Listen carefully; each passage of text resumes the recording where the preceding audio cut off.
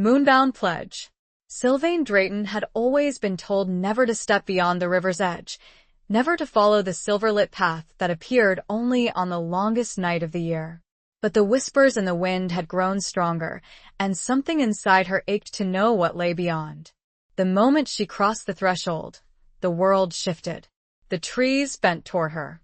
The air thickened with the scent of earth and blood.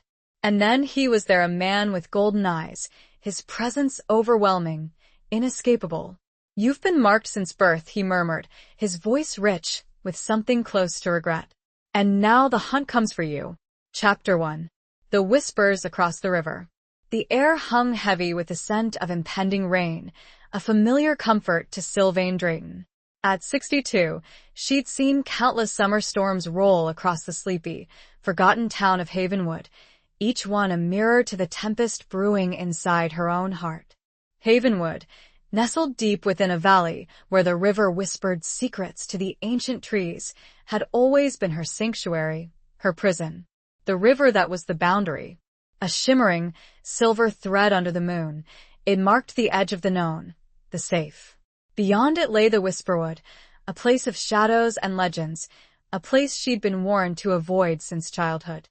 Her cottage, perched on a small rise overlooking the river, was a testament to a life lived in quiet solitude. Bookshelves overflowing with well-worn volumes lined the walls, their pages filled with stories of faraway lands and impossible loves, a stark contrast to the reality of her own existence. A faded photograph on the mantelpiece showed a younger Sylvain, her eyes bright with a hope that had long since dimmed, standing beside a man whose smile held the promise of forever. A promise broken by a swift, cruel illness that had left her adrift, a solitary ship on a vast, empty sea. Tonight, however, was different. The summer solstice, the longest day, the shortest night, and a time when the veil between worlds was said to be at its thinnest. The whispers across the river, usually a faint murmur, were now a chorus, a siren's call that tugged at something deep within her soul. It wasn't just the wind rustling through the leaves, it was a voice, ancient and resonant, speaking a language she didn't understand but somehow felt in the very marrow of her bones. Sylvain wrapped a hand-knitted shawl around her shoulders, the familiar weight a small comfort against the growing unease. Her silver hair, once the color of spun gold, was braided loosely down her back, a few strands escaping to frame a face etched with the lines of time and loss, but still holding a trace of the beauty that had once captivated a young man's heart. Her eyes, the color of a stormy sea, held a flicker of defiance, a spark that refused to be extinguished. She stepped onto the porch, the weathered wood creaking beneath her feet. The air was thick, almost palpable, charged with an energy that made the hairs on her arms stand on end. The moon, a luminous pearl in the darkening sky, cast an ethereal glow upon the river, turning it into a ribbon of liquid silver. And there, on the opposite bank, a path she'd never seen before, shimmering with an otherworldly light, beckoning her into the forbidden depths of the Whisperwood. "Don't go, Sylvain," her grandmother's voice echoed in her memory, a warning whispered on her deathbed. "The woods hold secrets best left undisturbed. There's a darkness there, a power that will consume you." But the whispers were too strong, the pull too insistent. The ache in her heart, a constant companion for so many years, had become a yearning, a desperate need to understand the source of this strange, unsettling feeling. It was as if a part of her, long dormant, was finally awakening, demanding to be acknowledged, to be set free. She hesitated, her hand gripping the porch railing, the rough wood a grounding presence in this increasingly surreal night.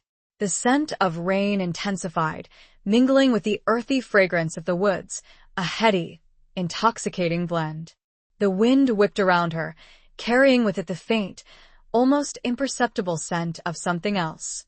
Something wild, untamed, and undeniably alluring. Sylvain closed her eyes, taking a deep, steadying breath. The image of her late husband, Thomas, flashed before her, his gentle smile a bittersweet reminder of the love she had lost. But tonight, there was something else in his eyes, a flicker of understanding? Encouragement? "It's time, Sylvain," she whispered to the wind, her voice trembling slightly. "Time to face whatever awaits me." With a resolve she didn't know she possessed, she stepped off the porch and started towards the river, her heart pounding a frantic rhythm against her ribs. Each step was a deliberate act of defiance, a rejection of the fear that had held her captive for so long. The ground beneath her feet was soft, damp earth, a stark contrast to the well-worn path she usually trod. As she reached the riverbank, the water shimmered and danced, reflecting the moonlight in a mesmerizing display. The path on the other side seemed to pulse with a life of its own, a silver beacon in the encroaching darkness. The whispers intensified, weaving themselves into a tapestry of sound that both terrified and exhilarated her. Taking one last look back at her cottage, her sanctuary, her prison, Sylvain Drayton stepped into the river. The water was surprisingly warm, a gentle caress against her skin. She waded across, the current swirling around her ankles, tugging at her like unseen hands. And as she reached the opposite bank, as she stepped onto the moonlit path that led into the Whisperwood, she knew, with a certainty that chilled her to the bone, that her life would never be the same. The air grew still, the whispers momentarily silenced, as if the forest itself held its breath, waiting for her. Chapter 2. A scent of earth and blood. The moment Sylvain's foot touched the soft earth of the Whisperwood, the world tilted on its axis. The familiar sounds of Havenwood, the distant hoot of an owl, the gentle rustling of leaves vanished, replaced by an unnerving silence, a silence so profound it pressed against her eardrums like a physical force. The air, thick with the scent of damp earth and decaying leaves, now carried a new, unsettling note, the metallic tang of blood. The moonlit path, which had seemed so inviting from across the river, was now barely visible, swallowed by the dense undergrowth. Towering trees, their branches gnarled and twisted like ancient, arthritic fingers, loomed over her, their leaves a dark, impenetrable canopy that blotted out most of the moonlight. Sylvain wrapped her shawl tighter around her, a futile attempt to ward off the growing chill that seeped into her bones, a chill that had nothing to do with the night air.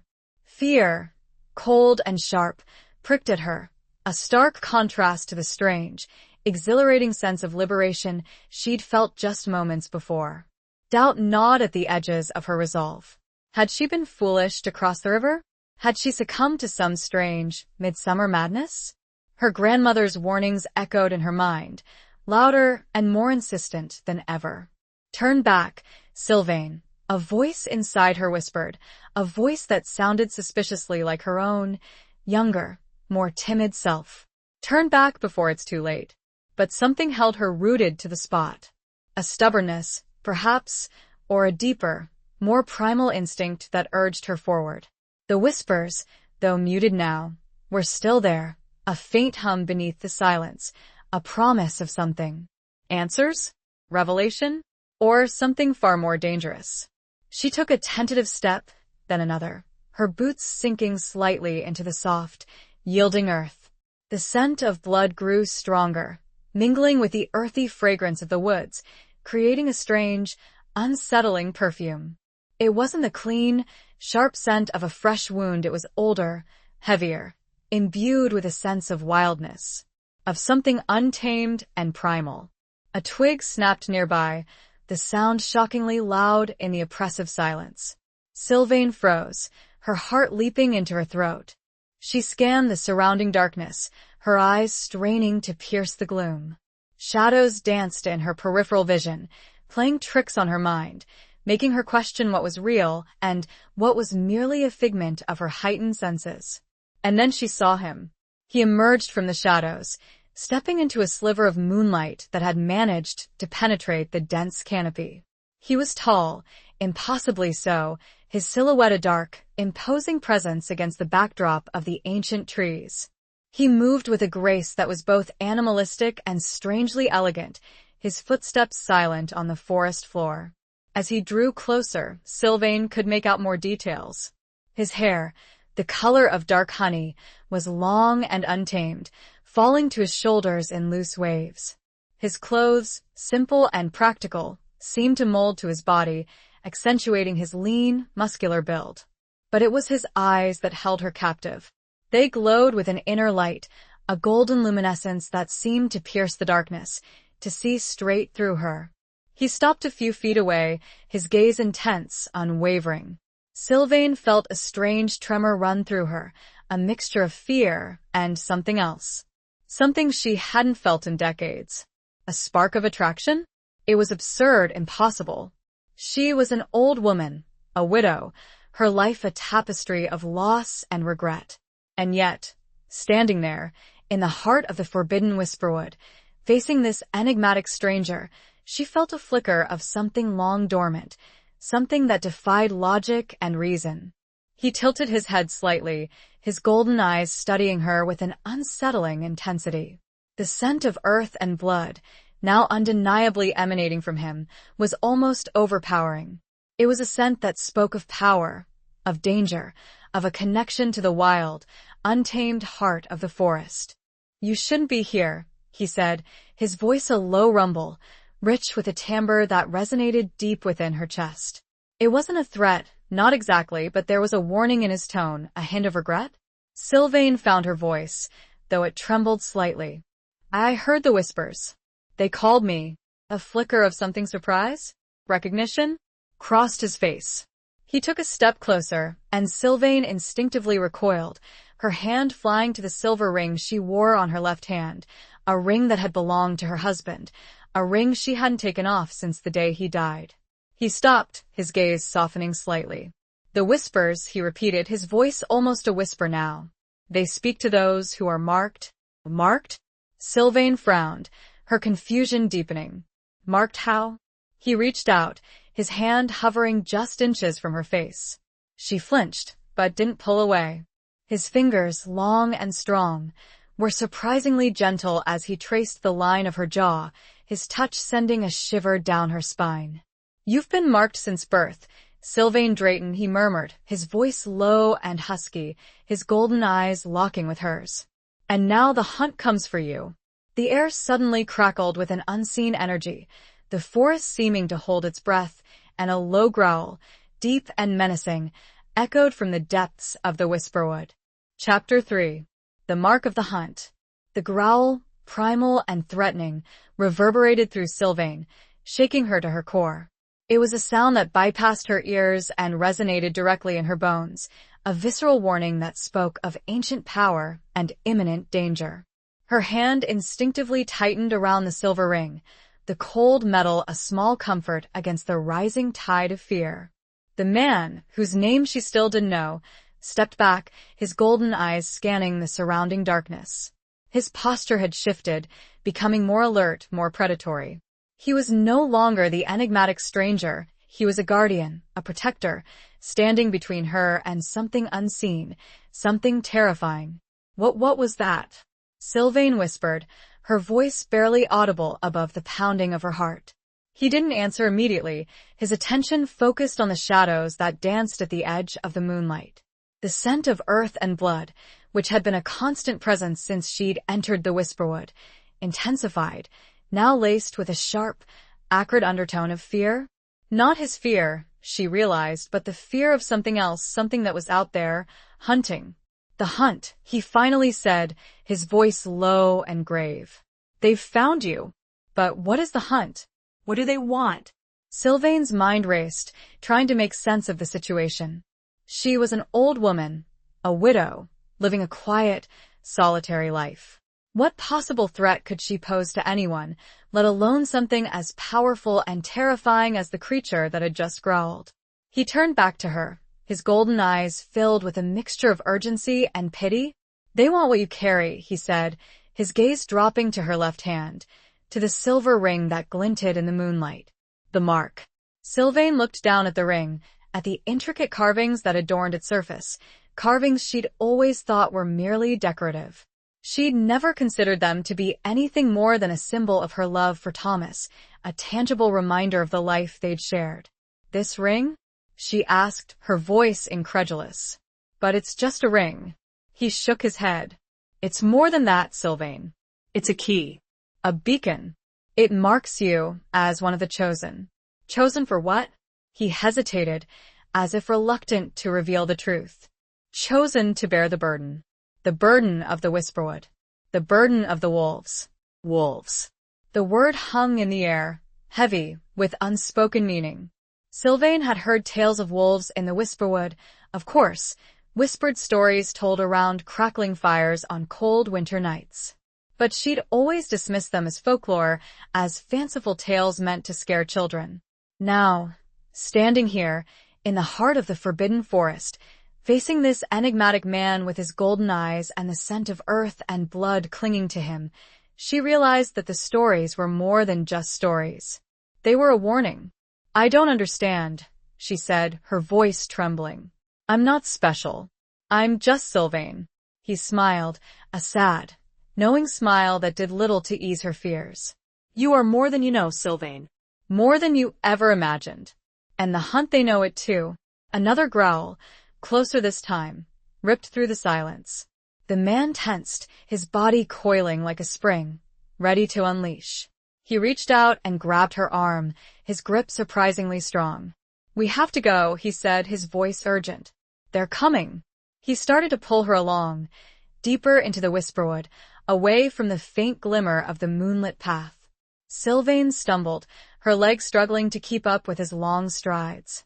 Fear, raw and primal, surged through her, threatening to overwhelm her. "Where are we going?" she asked, her breath coming in ragged gasps.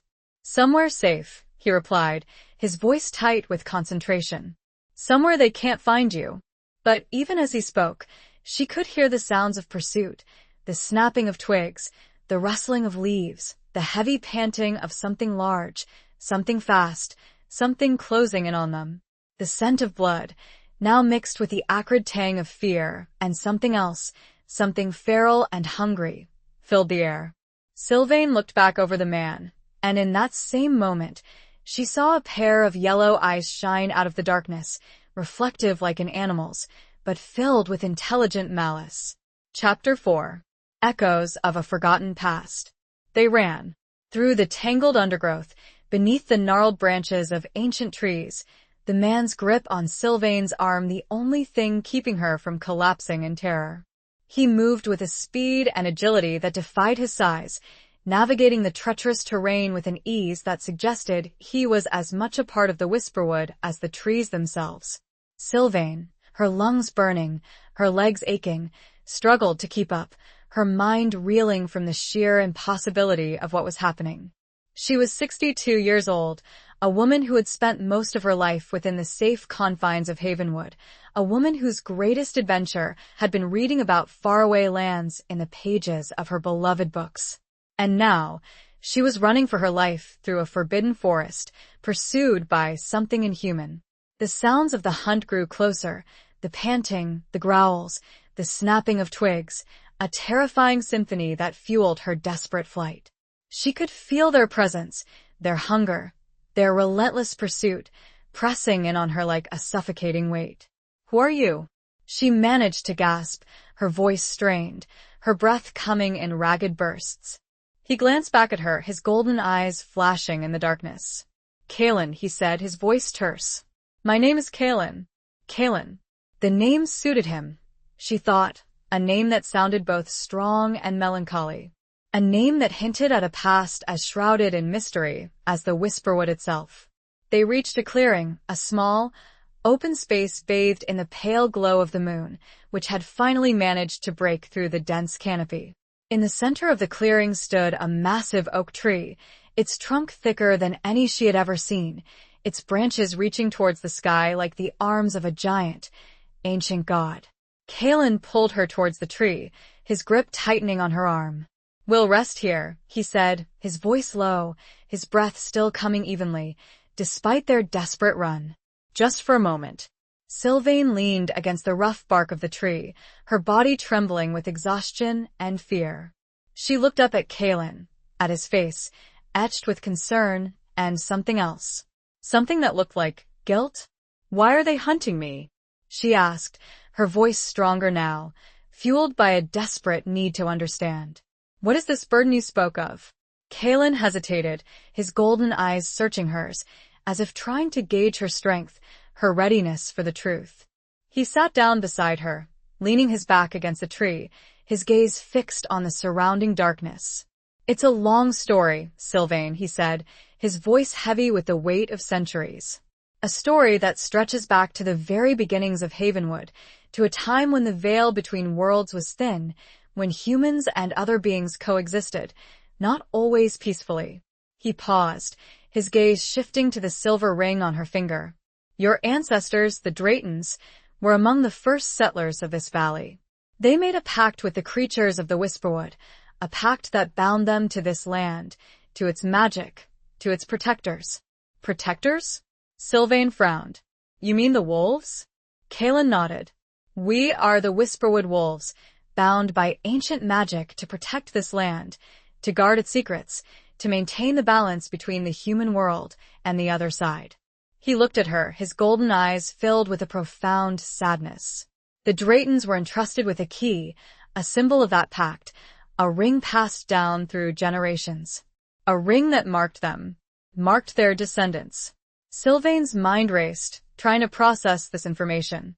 Her ancestors a pact with werewolves, a ring that marked her. It was all too much, too fantastical, too impossible. And yet, deep down, a part of her, a part she'd long suppressed, recognized the truth in his words. The whispers, the pull of the Whisperwood, the strange connection she felt to this place, it all made sense now, in a terrifying, exhilarating way. "But why now?" she asked, her voice trembling. "Why are they hunting me now after all these years?" Kalen sighed, running a hand through his long, dark hair. "The pact has weakened over time," he said. "The connection between the Draytons and the Whisperwood has faded. And now, there are those who seek to break the pact completely, to unleash the darkness that lies dormant within this land. And they believe I can stop them?" Sylvain's voice was filled with disbelief. "You are the last of the Drayton line," Kalen said, his gaze intense. "The last one who carries the mark, the last one who can restore the balance." He looked away, a shadow passing over his face. Or so it is believed. He looked back toward where they had just ran, and saw a shadow quickly retreat out of sight. Chapter 5. The Sanctuary in the Storm. The shadow, quick and fleeting, was enough. Kalen surged to his feet, his body taut, his senses on high alert. The brief respite was over. The hunt was closing in. "We have to go," he said, his voice urgent, pulling Sylvain up with him. "They know we're here." Sylvain, still reeling from the revelations about her ancestry and the ancient pact, stumbled to her feet, her legs protesting after the brief rest. The fear, which had momentarily subsided in the face of Kalen's explanation, returned with a vengeance, a cold knot in her stomach. "Where are we going?" she asked, her voice trembling. "Is there anywhere truly safe?" Kalen didn't answer immediately, his gaze fixed on the direction from which the shadow had retreated. He seemed to be listening, sensing, his body attuned to the subtle cues of the Whisperwood. The air crackled with an unseen energy, a palpable tension that made the hairs on Sylvain's arms stand on end. "There's a place," he finally said, his voice low and hesitant. "A sanctuary. But it's dangerous to reach. And even if we get there, there's no guarantee of safety." "What kind of place?" Sylvain pressed, her curiosity piqued, despite her fear. "An old shrine," Kalen said, his voice vague. "A place of power. A place where the veil between worlds is thin." He looked at her, his golden eyes searching hers. "It's a place where the old magic still lingers. A place where we can be protected. Or destroyed." Sylvain's heart pounded in her chest. A shrine? A place of power? It sounded both terrifying and intriguing. A place where the veil was thin. What did that even mean? "We have no choice," Kalen said, his voice firm, breaking her out of her thoughts. "It's our only chance." He grabbed her hand, his grip strong and reassuring, and started to run again, leading her deeper into the Whisperwood, away from the clearing, away from the pursuing hunt. The terrain became even more treacherous, the undergrowth thicker, the trees taller, their branches intertwined, creating a labyrinth of shadows and darkness. Sylvain struggled to keep up, her breath coming in ragged gasps, her legs burning with exertion. She stumbled several times, but Kaelin's grip never faltered, his strength seemingly inexhaustible. He moved with a grace and confidence that belied the danger they were in, his body a shield against the unseen threats that lurked in the darkness. The sounds of the hunt faded slightly, replaced by a new sound, a low, rhythmic humming that seemed to emanate from the very ground beneath their feet. The air grew colder, heavier, charged with a strange, almost palpable energy. Sylvain could feel it tingling on her skin, raising goosebumps on her arms. "We're close," Kaelin said, his voice barely a whisper. They emerged into another clearing, smaller than the previous one, but shrouded in an even deeper darkness. In the center of the clearing stood a crumbling stone structure, barely visible in the gloom. It was an ancient shrine, its walls covered in moss and vines, its roof partially collapsed, its entrance a gaping maw of shadows. As they approached, Sylvain could feel the power emanating from the shrine, a palpable force that made her breath catch in her throat. It was a power that was both ancient and alive, a power that both terrified and attracted her. Kaelin stopped at the entrance, his hand still gripping hers. He looked at her, his golden eyes filled with a mixture of apprehension and hope. "This is it," he said, his voice low. "The sanctuary." He hesitated, as if reluctant to enter. "Once we go inside, there's no turning back, Sylvain. Are you sure you're ready for this?" Sylvain looked at the crumbling shrine, at the darkness that beckoned, at the unknown dangers that awaited them within. She thought of her quiet life in Havenwood, of the books she loved, of the memories of Thomas, of the safety and comfort she had always craved. And then she thought of the whispers, of the pull of the whisperwood, of the ancient pact, of the burden she now carried. She thought of Kaelin, of his golden eyes, of his strength, of the strange, undeniable connection she felt to him. She took a deep breath, her heart pounding, her fear battling with a newfound sense of purpose. "I'm ready," she said, her voice surprisingly steady. Kaelin nodded, his gaze unwavering. He squeezed her hand, a silent reassurance, and then, together, they stepped into the darkness of the sanctuary. As they crossed the threshold, a gust of wind, cold and fierce, swept through the clearing, extinguishing the faint moonlight and plunging them into absolute darkness, a darkness that was both terrifying and strangely comforting. A single, mournful howl echoed in the distance, followed by a chilling silence. Chapter 6. Bonds forged in moonlight. The darkness inside the sanctuary was absolute, a void that swallowed sound and light. Sylvain clung to Kaelin's hand, her only anchor in this disorienting abyss. The air was heavy, thick with the scent of damp stone, ancient dust, and something else, something sweet and floral, like incense burned long ago. "Kaelin?" she whispered, her voice trembling slightly. "I'm here." His voice, close to her ear, was a reassuring presence in the darkness. She felt his hand tighten around hers, a silent promise of protection. A faint glow appeared, emanating from Kaelin himself. It wasn't a bright light, but a soft, golden luminescence that surrounded him, outlining his form in the darkness.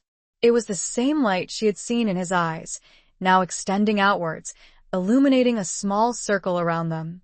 Sylvain gasped, her eyes widening in surprise. How are you doing that?" He didn't answer immediately, his gaze scanning the darkness beyond the reach of his glow. "It's part of who I am," he said, his voice low. "Part of the magic." The glow revealed the interior of the shrine. It was larger than she had expected, a circular chamber with a high, vaulted ceiling that was partially collapsed, allowing a few stray beams of moonlight to penetrate the gloom. The walls were covered in intricate carvings, depicting scenes of humans and wolves interacting, hunting together, fighting together, living together. Sylvain reached out and touched one of the carvings, her fingers tracing the outline of a wolf's head. The stone was cold and smooth beneath her touch, imbued with a strange, almost palpable energy. "These carvings," she said, her voice filled with awe. They tell the story of the pact, don't they? Kalen nodded, his golden glow illuminating the carvings more clearly. They tell of a time when the Whisperwood wolves and the Draytons lived in harmony, he said, his voice tinged with sadness. A time when the balance between worlds was strong. He moved closer to the wall, his gaze fixed on a particular carving, one that depicted a man and a woman, standing hand in hand, a wolf at their side. The man wore a ring on his finger, a ring that looked remarkably like the one Sylvain wore. "This is Alaric Drayton, your ancestor," Kalen said, his voice hushed. "And this is Lyra, the leader of the Whisperwood wolves at that time." They were more than just allies. They were soulmates. Soulmates.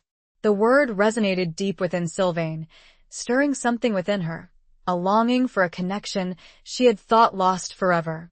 She looked at Kalen, at his golden eyes, at the gentle glow that surrounded him, and felt a strange, undeniable pull towards him, a connection that transcended the fear and the danger that surrounded them. He met her gaze, his expression unreadable in the dim light. "The bond between them was strong," he said, his voice low. "Stronger than any other." It was a bond that shaped the destiny of Havenwood.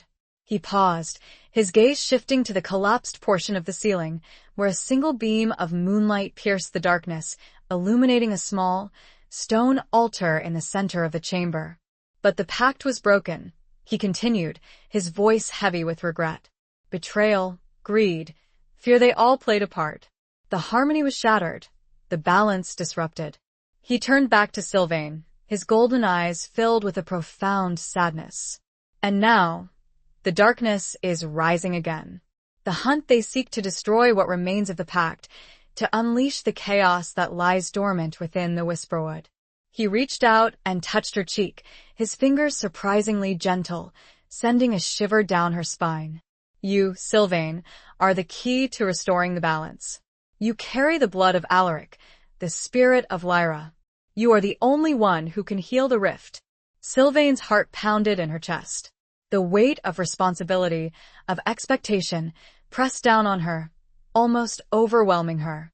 She was just an old woman, a widow, living a quiet, solitary life. How could she possibly be expected to save the world?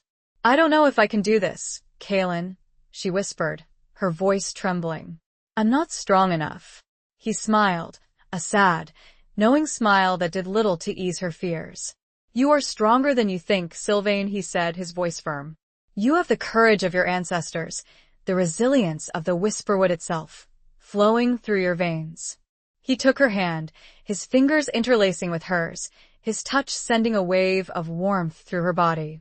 "And you're not alone," he said, his golden eyes locking with hers. "I'm here. I'll help you. We'll face this together." He raised their joined hands.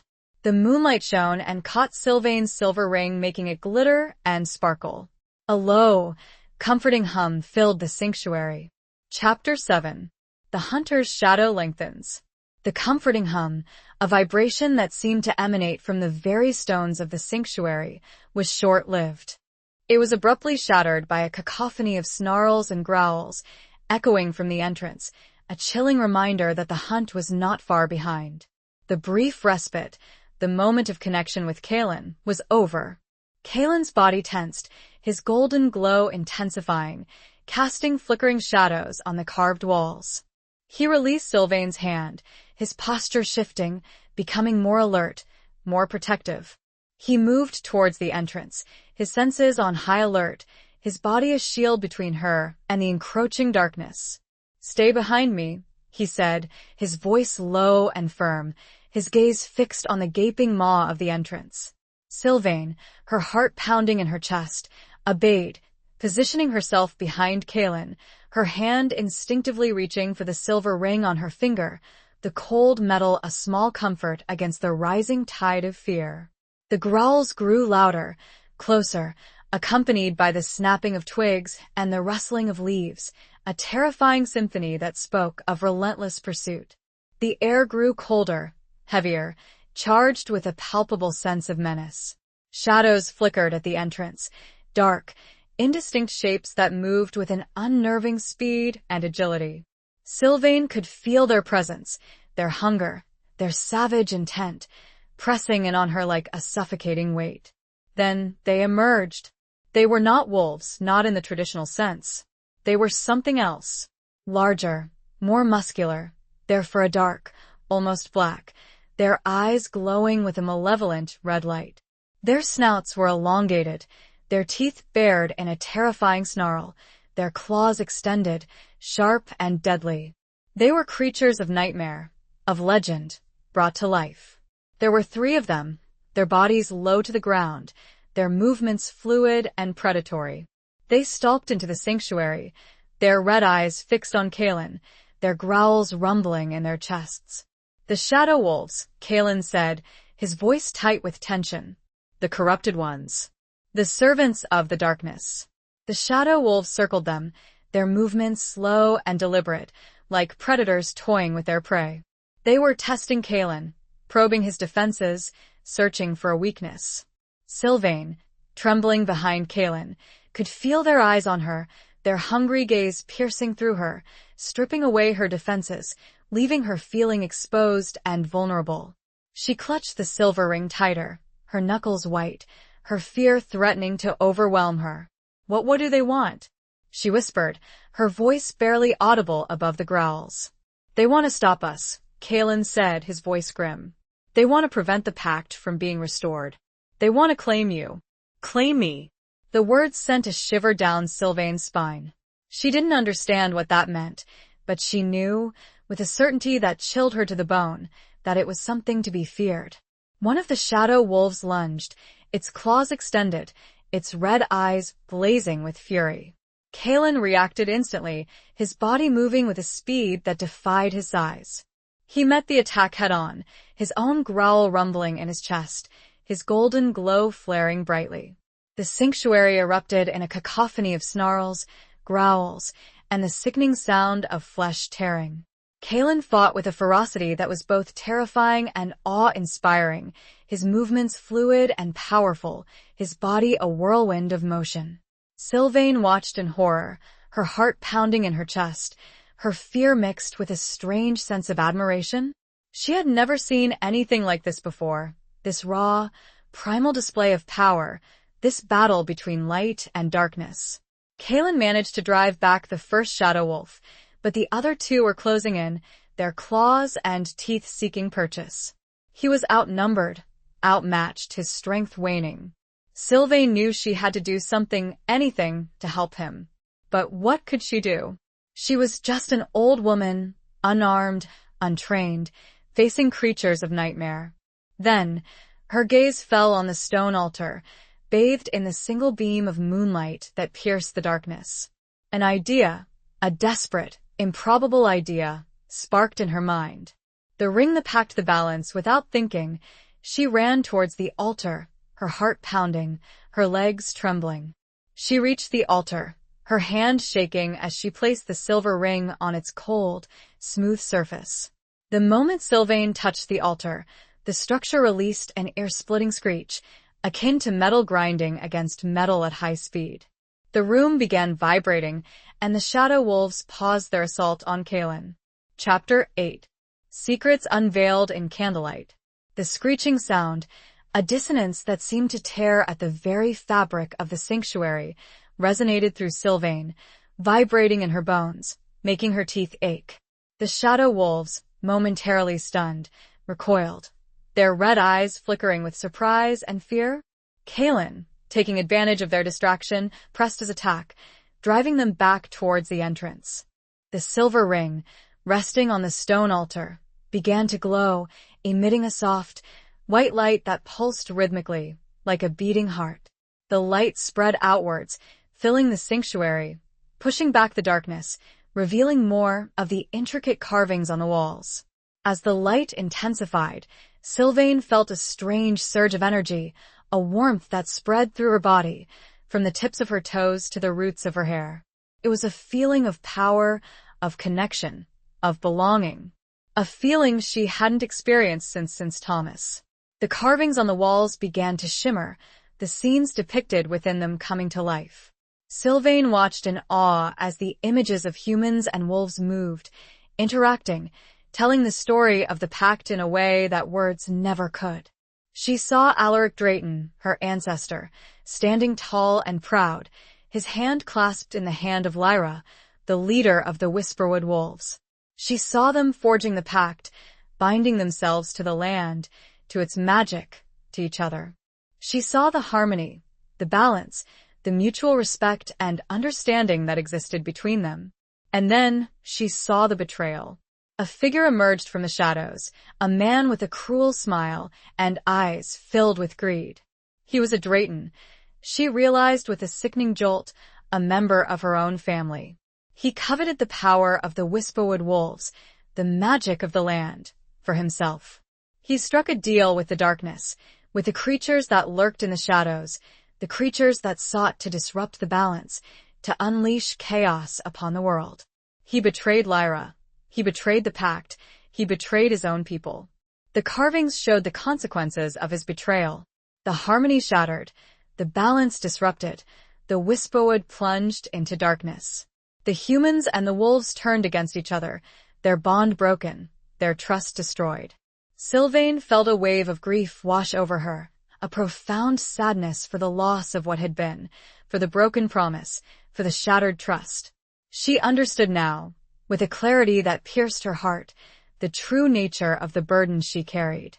The light from the ring intensified further, illuminating a hidden inscription on the altar, a series of runes that Sylvain had never noticed before. The runes glowed with a golden light, the same light that emanated from Kaelin, the same light that had pulsed through her own body. Kaelin, having driven the shadow wolves back to the entrance, turned towards her, his golden eyes wide with surprise and recognition. He approached the altar, his gaze fixed on the glowing runes. "The prophecy," he whispered, his voice hushed with awe. "It's revealing itself." Sylvain looked at the runes, her mind racing, trying to decipher their meaning. She didn't understand the ancient language, but she felt, instinctively, that they held the key to restoring the balance, to healing the rift. "What does it say?" she asked, her voice trembling. Kaelin reached out and touched the runes, his fingers tracing their intricate shapes. The golden light flared, illuminating his face, revealing the lines of worry and hope that etched his features. "It speaks of a chosen one," he said, his voice low. "A descendant of Alaric and Lyra, who would carry the mark, who would possess the power to reforge the pact." He looked at Sylvain, his golden eyes locking with hers. "It speaks of you, Sylvain," he said, his voice filled with a profound certainty. "You are the one. You are the one who can save us all." Before Sylvain could respond, a chorus of howls pierced through the air. The shadow wolves, re-energized, were making a renewed charge. Their red eyes shone out of the darkness of the entrance. Chapter 9. A Dance with Destiny. The renewed howls, closer and more ferocious than before, shattered the moment of revelation. The prophecy, the weight of her destiny, the hope that had flickered in Kaelin's eyes, all of it faded into the background as the immediate threat of the shadow wolves reasserted itself. Kaelin, his body already weary from the previous fight, positioned himself between Sylvain and the charging creatures, his golden glow flaring defiantly. He was prepared to defend her, to sacrifice himself if necessary, but Sylvain knew, with a sudden, terrifying clarity, that it wouldn't be enough. They were outnumbered, outmatched, trapped in a crumbling shrine with no escape. But something had changed within her.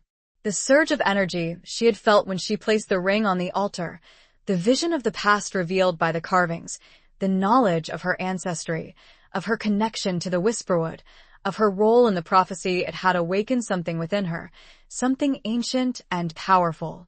She was no longer just Sylvain Drayton, the quiet widow of Havenwood.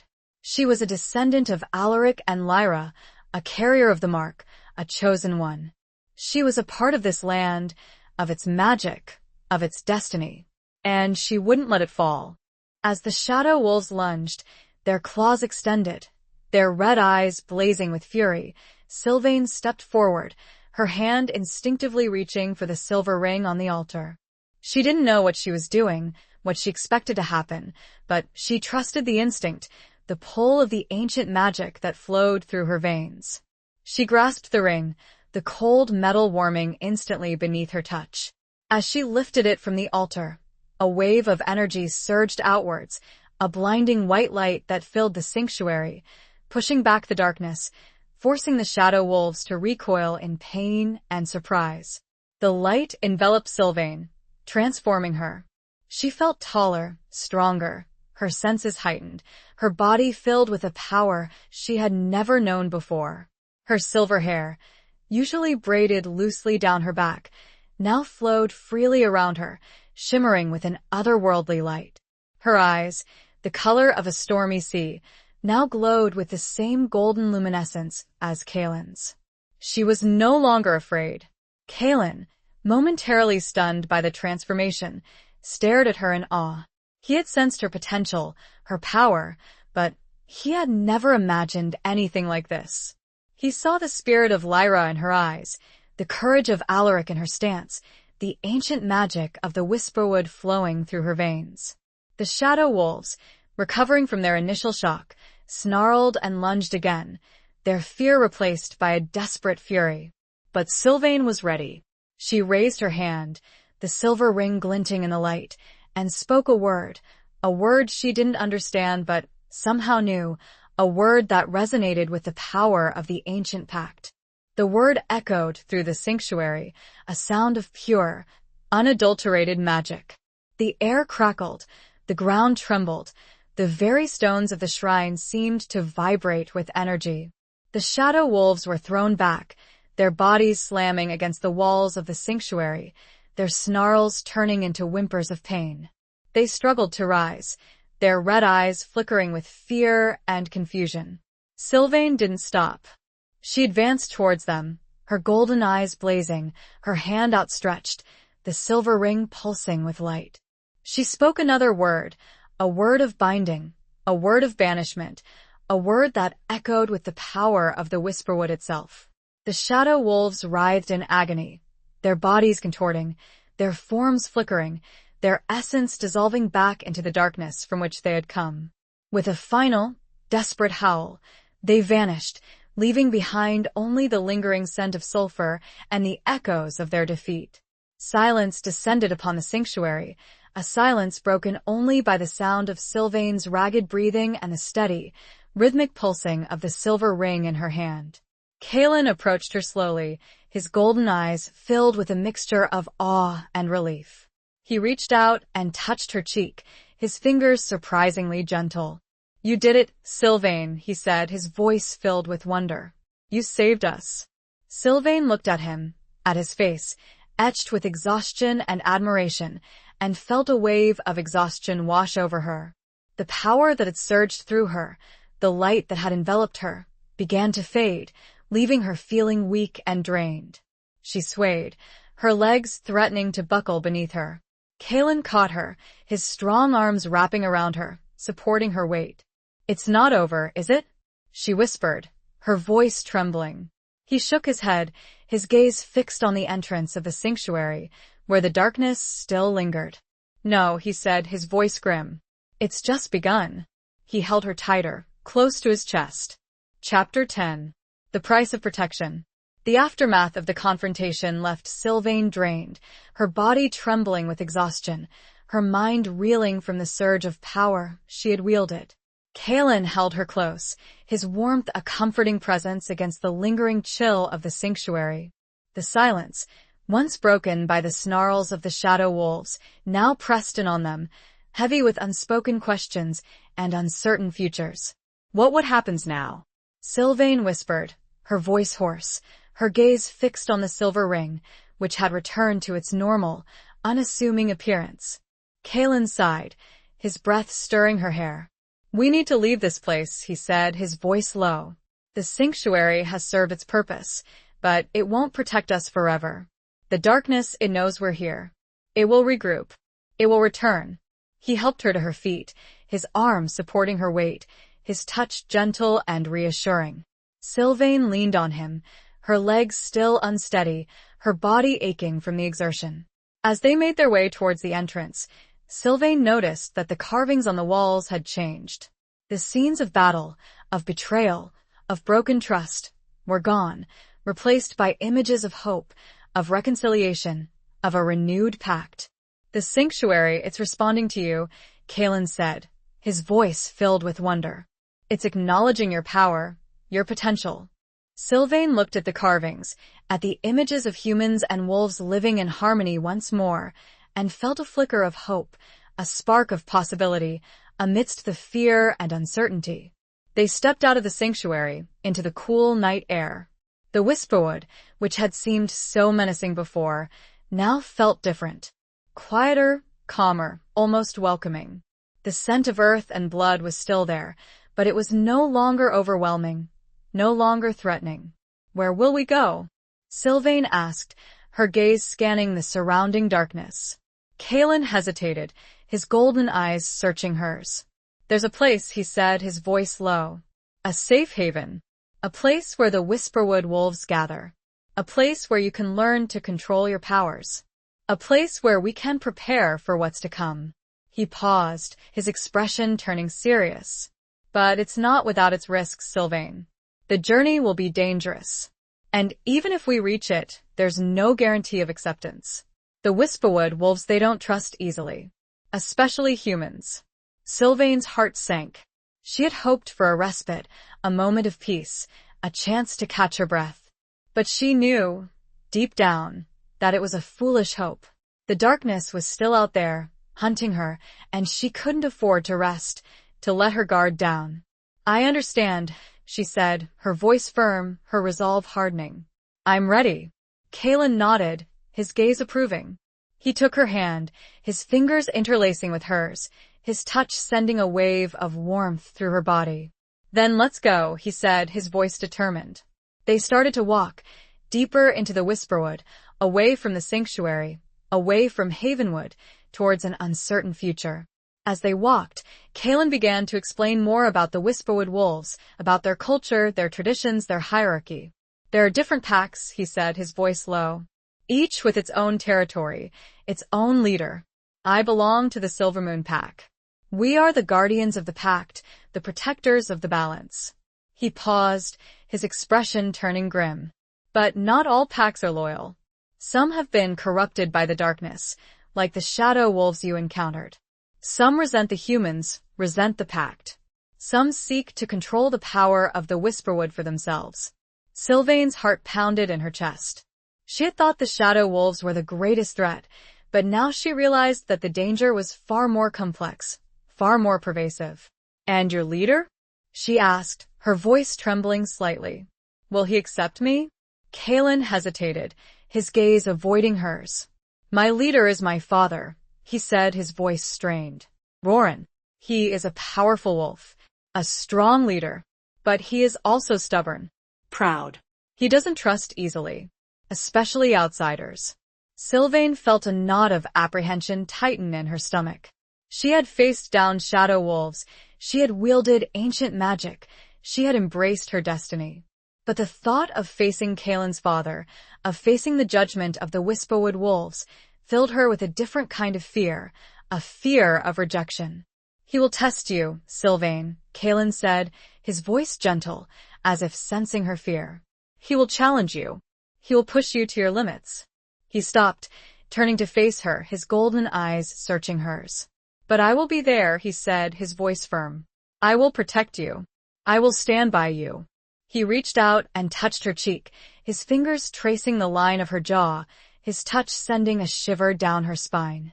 I promise you, Sylvain, he said, his voice low and husky. I won't let them harm you. He moved closer, and as Sylvain gazed into Kalen's eyes, she noticed a mark, thin and silver, appeared on his forearm. Chapter 11. Scars of the Soul. The mark, a thin, silver line that appeared on Kalen's forearm, was subtle, almost invisible in the dim light of the Whisperwood. But Sylvain saw it, and she recognized it instantly. It was the same mark that had appeared on her own skin, the night she had crossed the river, the night her life had changed forever, the night she'd become visible to the hunt. What is that? She asked, her voice trembling slightly, her fingers reaching out to touch the mark, but stopping just short of making contact. Kalen flinched, a flicker of pain crossing his face, but he didn't pull away. He looked down at the mark, his expression a mixture of regret and resignation. "It's a bond," he said, his voice low. "A connection. A mark of fate. A bond between us?" Sylvain's heart pounded in her chest. She had felt the connection, the pull towards Kalen, since the moment she had first seen him, but she had attributed it to fear, to gratitude, to the strange, unsettling circumstances that had brought them together. But this was something different. Something deeper. Something inevitable. Kalen nodded, his golden eyes searching hers. "The prophecy," he said, his voice hushed. It spoke of a chosen one, a descendant of Alaric and Lyra. But it also spoke of a protector, a guardian, a soulmate. Soulmate. The word echoed in Sylvain's mind, stirring a longing within her, a longing she had thought buried long ago, along with Thomas. She looked at Kalen, at his strong, handsome face, at his golden eyes, filled with a mixture of tenderness and pain, and felt a wave of emotion wash over her, a mixture of fear, excitement, and hope. "But you said your father," Sylvain began, her voice trailing off, her mind struggling to reconcile the idea of a soul bond with the reality of Kalen's father, with the mistrust of the Whisperwood wolves, with the danger that still surrounded them. Kalen sighed, running a hand through his long, dark hair. "My father, he will not understand," he said, his voice heavy with regret.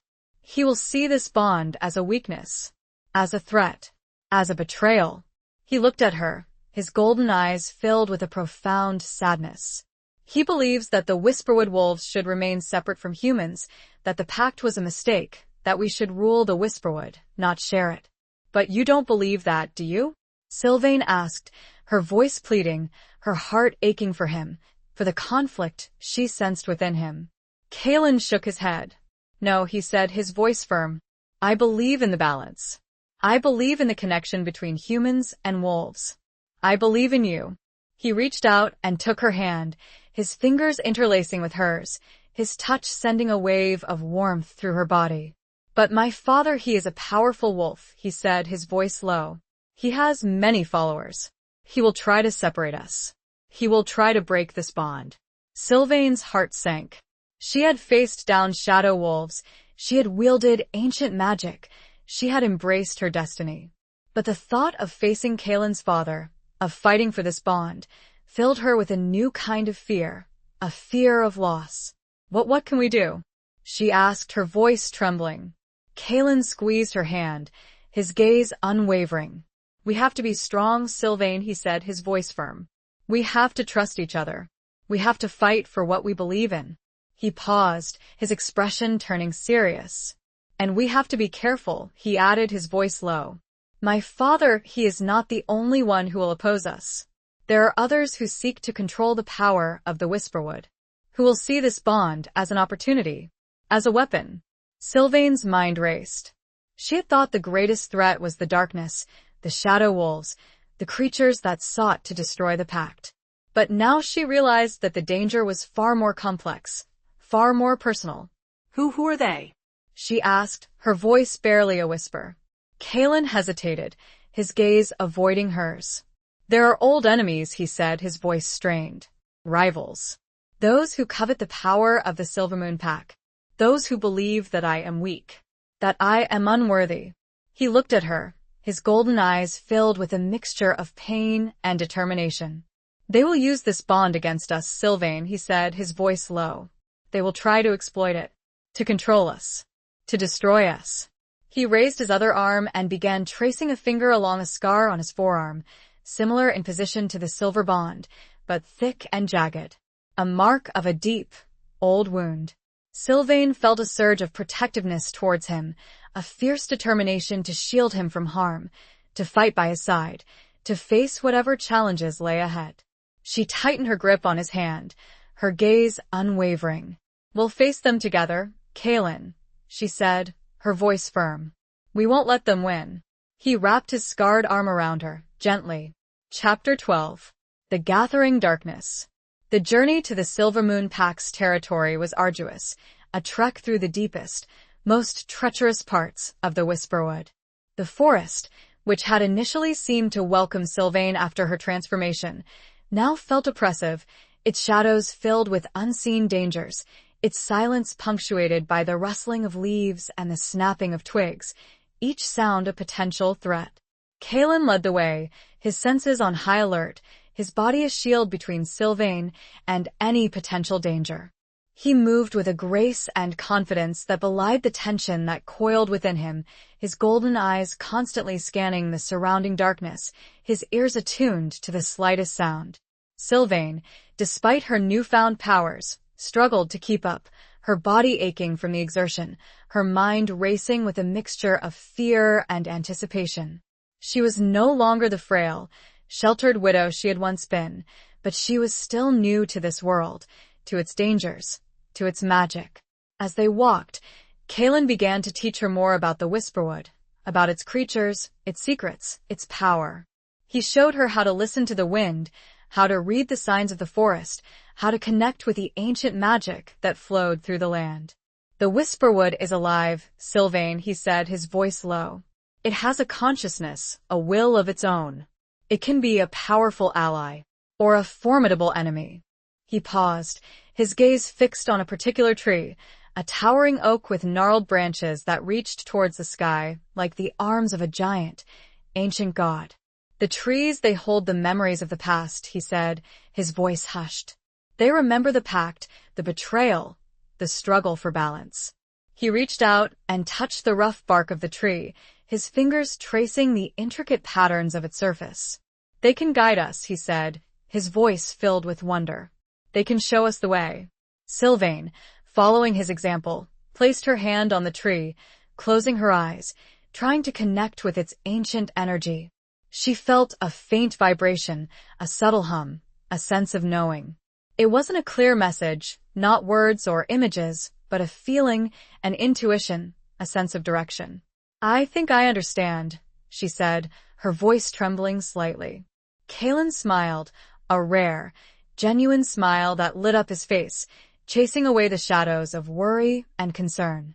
You're learning quickly, Sylvain, he said, his voice filled with pride. You have a natural gift. But the moment of peace was short-lived. A sudden gust of wind, cold and fierce, swept through the forest, carrying with it the scent of sulfur.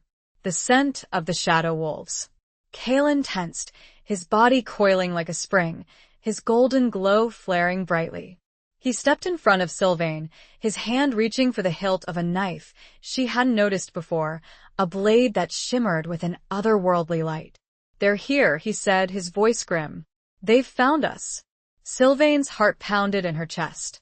She had hoped they would have more time to prepare, more time to understand her powers. But the darkness was relentless, its pursuit unwavering. Shadows flickered at the edge of the trees, dark, indistinct shapes that moved with an unnerving speed and agility. The growls, low and menacing, echoed through the forest, a chilling reminder of the savage creatures that lurked within. Stay behind me, Kalen said, his voice firm, his gaze fixed on the encroaching shadows. But Sylvain, remembering her transformation in the sanctuary, remembering the power she had wielded, refused to cower. She stepped forward, her hand reaching for the silver ring on her finger, the cold metal a source of strength and confidence. No, Kalen, she said, her voice surprisingly steady. I won't hide. I'll fight with you. Kalen turned to her, his golden eyes filled with a mixture of surprise and admiration. He saw the determination in her gaze, the fire in her eyes, the ancient magic that flowed through her veins. He nodded, his expression softening. Together, then, he said, his voice low. They stood side by side, facing the gathering darkness, their bodies tense, their senses on high alert, their bond a silent promise of strength and unity. The first shadow wolf emerged from the trees, its red eyes blazing with fury, its snarl a promise of pain and death. But it was not alone. Behind it, more shadows stirred, more red eyes gleamed, more growls echoed through the Whisperwood. And behind them all, a figure emerged, taller, darker, more imposing than the rest. A figure with eyes that glowed, not red, but a cold, chilling blue. The wind began howling through the trees. Chapter 13. A promise broken, a trust betrayed. The figure that emerged from the shadows, its eyes glowing with a cold, chilling blue, exuded an aura of power and menace that dwarfed even the shadow wolves. He was tall, even taller than Kalen, with a broad, muscular build that spoke of immense strength. His hair was black as night, his features sharp and angular, his expression a mask of cruel disdain. He wore dark, almost black, clothing that seemed to absorb the light, making him appear as a void in the forest, a creature of pure darkness. Kalen tensed, his body going rigid, his golden glow flickering uncertainly. He recognized the figure, the chilling blue eyes, the aura of power and the scent, a familiar scent that brought with it a wave of bitter memories and suppressed rage.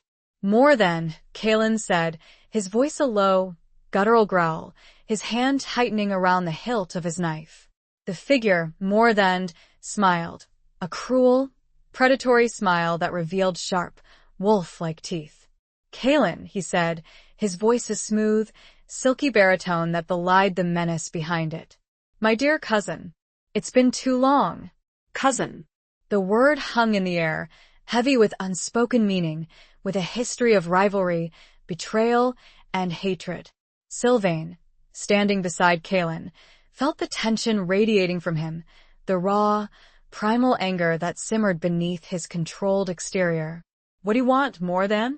Kalen asked, his voice tight with barely suppressed rage. Morthen's gaze shifted to Sylvain, his blue eyes narrowing, assessing her, probing her, stripping away her defenses. He smiled again, a slow, deliberate smile that sent a shiver down Sylvain's spine. Ah, the human, he said, his voice dripping with disdain. The chosen one.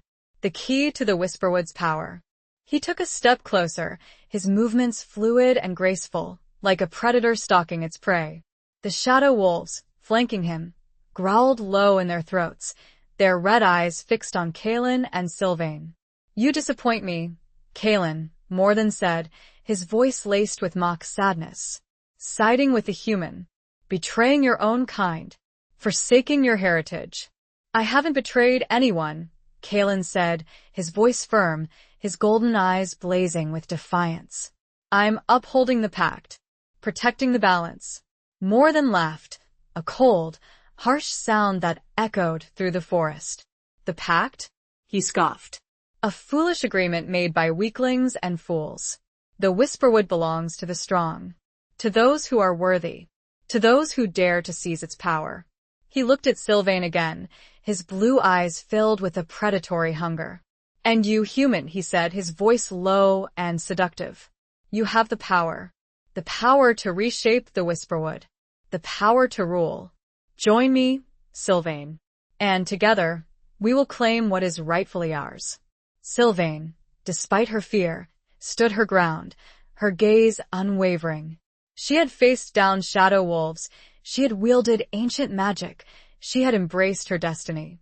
She wouldn't be swayed by this creature of darkness, by his promises of power, by his threats. I will never join you, she said, her voice clear and strong, her hand tightening around the silver ring on her finger. I stand with Kalen. I stand with the Whisperwood. I stand for balance. Morthen's smile vanished, replaced by a look of cold fury. So be it, he said, his voice harsh. Then you will die with him. He raised his hand, and the shadow wolves lunged, their claws extended, their red eyes blazing with savage intent.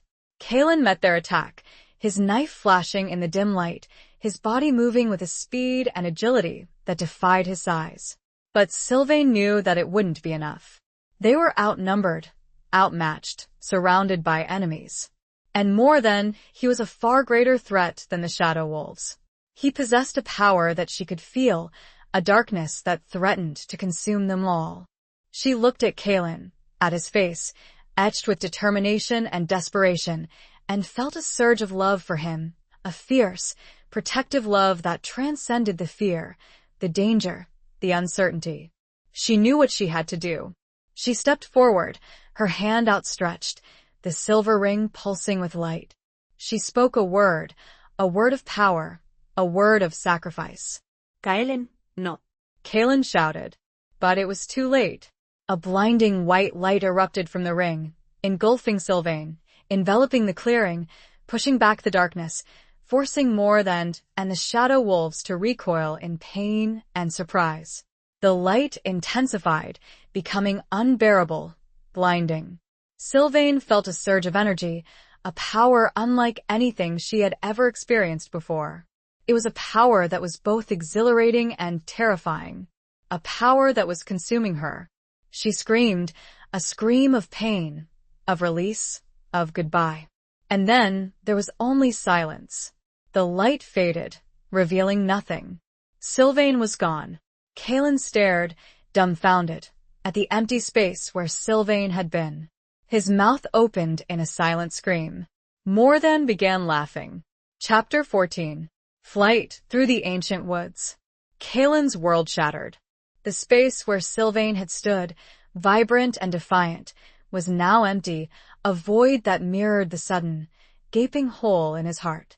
Morthan's laughter, cruel and triumphant, echoed through the clearing, a mocking soundtrack to Kaelin's despair. He stared at the empty space, his mind refusing to accept what his eyes had witnessed. Sylvain gone, vanished, sacrificed. The power she had unleashed, the blinding light, the surge of energy it had consumed her, leaving nothing behind. No, he whispered, his voice hoarse, his body trembling with shock and grief. He stumbled forward, reaching out to the empty space, his fingers grasping at nothing but air. Morthan's laughter ceased, replaced by a look of cold satisfaction. Foolish human, he said, his voice dripping with disdain. She sacrificed herself for nothing. The power is still here, waiting to be claimed. He advanced towards the spot where Sylvain had vanished, his blue eyes gleaming with predatory hunger. The shadow wolves, recovering from the shock of Sylvain's disappearance, flanked him, their growls rumbling in their throats. Kaelin, his mind numb with grief, his body heavy with despair, knew he should fight. He should avenge Sylvain, he should stop Morthan, he should protect the Whisperwood. But he couldn't. He was broken, defeated, his spirit crushed. Then, a flicker of movement, a subtle shift in the air, a faint whisper of hope. From the spot where Sylvain had vanished, a small, silver spark appeared, floating in the air, pulsing with a faint, ethereal light. It was the silver ring, the ring Sylvain had worn, the ring that had been the key to her power, the symbol of her bond with him. The ring hovered in the air for a moment, then, with a sudden, swift movement, it flew towards Kaelin, landing in his outstretched hand. The cold metal warmed instantly beneath his touch, sending a surge of energy through his body, a faint echo of Sylvain's power. Kaelin stared at the ring, his mind slowly starting to process what had happened. Sylvain, she wasn't gone. Not entirely. A part of her, her essence, her spirit, her power, remained, bound to the ring, bound to him. A spark of hope, fragile but persistent, ignited within him. He didn't understand how it was possible, what had happened, what it meant. But he knew, with a certainty that defied logic and reason, that Sylvain was still with him. He looked at Morthan, at his cold, triumphant expression, at the shadow wolves that flanked him, and felt a surge of rage, a fierce, protective anger that banished his despair, replacing it with a burning determination. He wouldn't let Sylvain's sacrifice be in vain. He wouldn't let Morthan win. He would fight. For her. For the Whisperwood. For the balance. He clutched the ring tightly in his hand, his golden glow flaring brightly, his body coiling like a spring, ready to unleash. He met Morthan's gaze, his eyes blazing with defiance.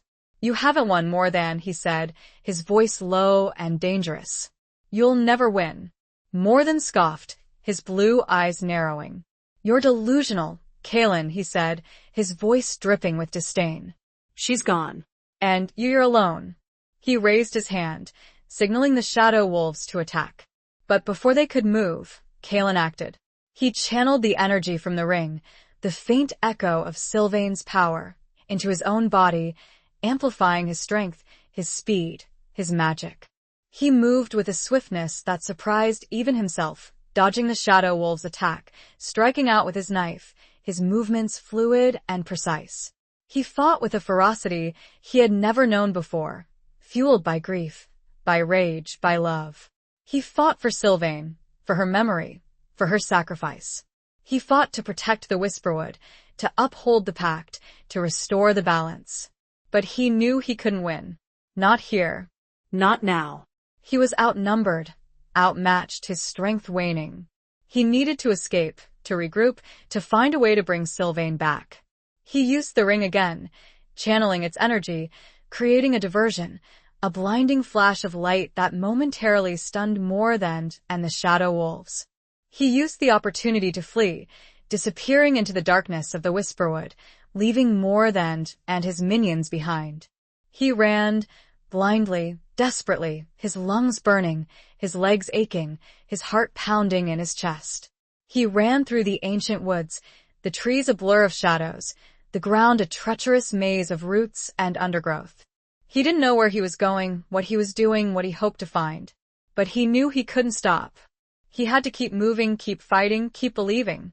He ran for Sylvain. The ring, clutched tightly in his hand, was a faint, warm light. Chapter 15. The Heart's True North. Kalen ran until his lungs burned and his legs screamed in protest, driven by a desperate hope and the faint, pulsing warmth of the silver ring clutched in his hand. He didn't know where he was going, only that he had to escape Moorthand, had to find somewhere safe, somewhere he could think, somewhere he could grieve. The Whisperwood, which had once felt familiar, even welcoming, now seemed to conspire against him, its shadows twisting into menacing shapes, its silence broken only by the rustling of leaves and the snapping of twigs, each sound a potential threat. He stumbled often, his body bruised and battered, his spirit weary and broken. But he couldn't stop. He wouldn't stop. He had to keep moving, keep fighting, keep believing.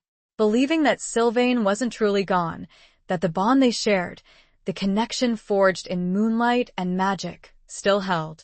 That the faint echo of her power, residing within the silver ring, was a promise, a beacon, a guide. As dawn approached, painting the eastern sky with streaks of pale pink and orange, Kalen found himself at the edge of a cliff, overlooking a vast, mist-shrouded valley. He collapsed, his body exhausted, his mind numb, his heart aching with a grief so profound it threatened to consume him. He sat there, on the edge of the world, staring out at the swirling mist, the silver ring clutched tightly in his hand. He closed his eyes, trying to block out the pain, the loss, the despair. And then he heard it.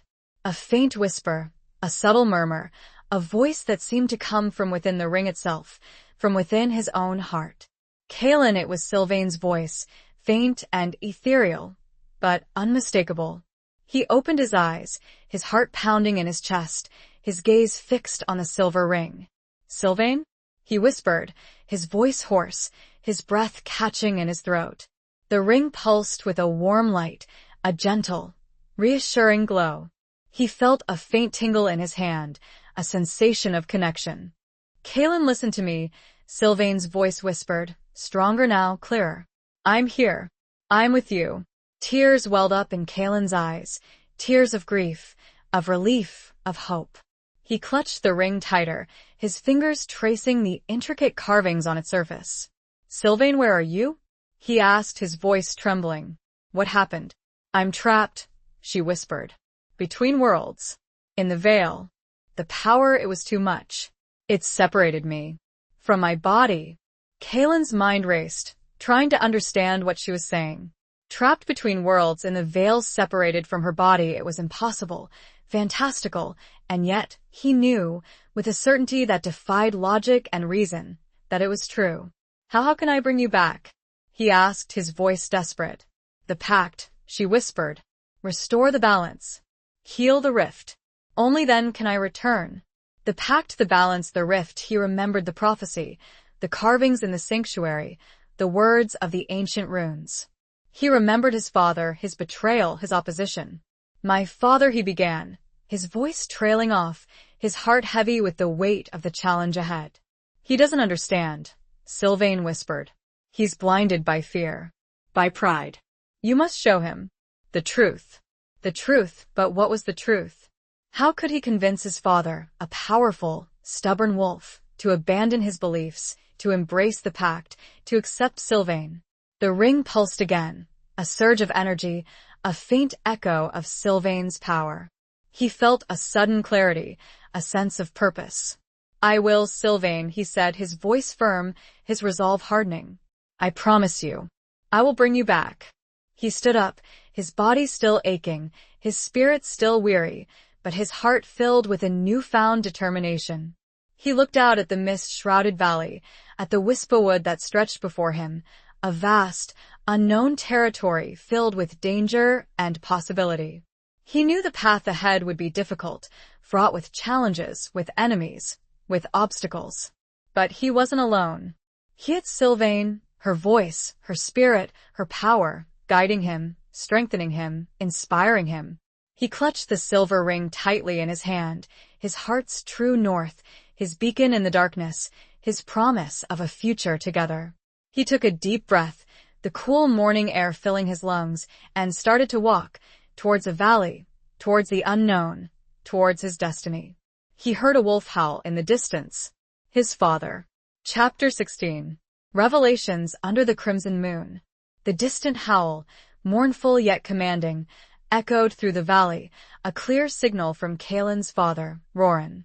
It was a summons, a challenge, a warning. Kaelin knew he couldn't ignore it. He had to face his father, had to confront the past, had to fight for Sylvain's future. He descended the cliff, his movements sure and steady, despite his exhaustion. The mist, thick and swirling, clung to him, obscuring his vision, making the path treacherous. But he pressed on, guided by the faint, pulsing warmth of the silver ring and the distant howls that grew increasingly frequent. As he reached the valley floor, the mist began to dissipate, revealing a landscape that was both familiar and alien. He was in Silvamoon territory, the heart of his pack's domain, a place he had known since childhood. But it felt different now, changed, tainted by the darkness that had seeped into the Wispawood, by the conflict that raged within his own family. The howls led him to a clearing, a large, open space bathed in the eerie light of a crimson moon, a rare celestial event that was said to amplify the power of the Wispawood, to heighten the emotions, to reveal hidden truths. In the center of the clearing, surrounded by a circle of wolves, stood Roran.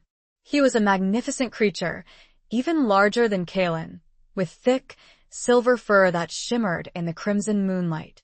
His eyes, usually a warm amber, now glowed with a fierce, almost feral intensity. Kaelin approached the circle, his heart pounding in his chest, his hand instinctively reaching for the silver ring, his only source of comfort and strength. The wolves, members of his pack, his family, his friends, parted to let him pass, their gazes a mixture of curiosity, suspicion, and hostility. Roran watched him approach, his expression unreadable, his body tense, his silence a palpable challenge. Kaelin stopped a few feet away, meeting his father's gaze, his own eyes filled with a mixture of defiance and respect. "Father," Kaelin said, his voice firm, his tone respectful, but not subservient. Roran's lip curled in a snarl, revealing sharp, wolf-like teeth. "You dare return," he said, his voice a low, guttural growl. "After betraying your pack. After consorting with a human." Kaelin stood his ground, his gaze unwavering. "I haven't betrayed anyone," he said, his voice clear and strong. "I'm upholding the pact, protecting the balance." Roran scoffed, his eyes blazing with anger. "The pact is a lie," he said, his voice dripping with disdain. "A weakness. A shackle that binds us to the humans, to their frailty." He took a step closer, his massive form looming over Kaelin. "You were meant to be strong," he said, his voice laced with disappointment. "A leader. A warrior. Instead, you cower before a human. You embrace her weakness.